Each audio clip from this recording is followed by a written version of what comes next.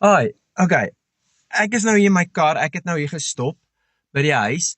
Nou, ek wil verkeerd wees. As ek verkeerd is, asseblief sê vir my ek is verkeerd. Ek wil leer, so my vraag is net, vinnig. As jy 'n sirkel ry, en jy wil reguit aanry, hoekom wys jy jou flikker na regs? As ek aan die ander kant staan, jy kom van voor af. En jy wys jou flikker. Ek moet voorkeur gee vir die mense wat van regs af kom. So ek wag vir jou dat jy draai, sodat ek dan kan ry. Maar nou wys jy jou flikker, maar jy gaan reguit aan. Why? Is ek verkeerd? Moenie jou flikker wys as jy reguit aanry nie. As jy links wil draai, wys links. As jy regs wil draai, wys regs.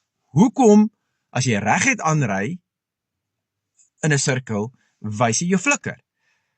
Die helfte van die mensdom wys nie hulle flikkers nie, en dit irriteer my, en die ander helfte gebruik hulle flikkers totaal verkeerd.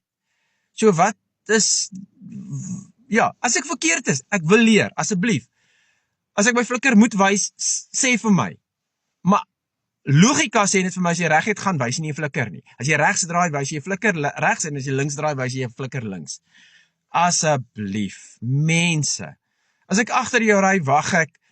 Soms ry jy so akelig en stadig, dat ek so bly raak dat jy jou flikker wys, dat jy gaan regs draai en ek gaan reguit aanry, en dan kom ek agter, flip, jy draai nie regs nie, jy gaan reguit aan, so ek gaan nog steeds agter jou sit.